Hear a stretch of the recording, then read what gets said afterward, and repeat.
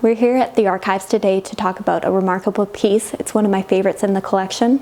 This is the embroidered badge for the 27th Battalion. Mobilized in Winnipeg shortly after the start of the First World War in 1914, the battalion received special permission from City Council to be called the City of Winnipeg Battalion and used the city's coat of arms in the design of its badge.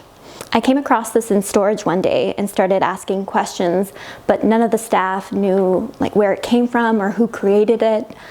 So I started to think I could find a record of it somewhere in the archives. I found a file in the Committee on Finance series, and because of this file, we were able to piece together the whole story. The embroidered badge was created by a man named Herbert H. Clark.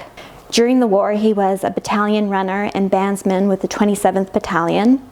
And after nearly 2 years in France, Clark was hospitalized for tuberculosis and sleeping sickness. While recovering at Basingstoke, England, he learned embroidery and created this work. So the buttons are actually from his uniform, and the cap badge here would have been on his hat. On a visit to Winnipeg many years later in 1960, he offered to gift the embroidered badge to the city of Winnipeg. He wrote to then Mayor Stephen Juba describing the significance of the item. It says, "As I am now 74, I would like to present it to the city in memory of this regiment, which became famous in France during that terrible war." People can forget, but as a city, we don't want to lose these stories.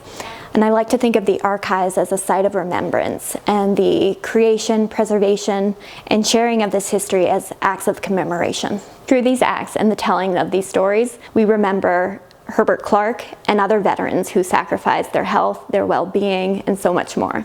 It's our privilege here to do this type of work, to bring it out of storage, to have it cleaned, and put on display here at the archives so people can come in and discover it.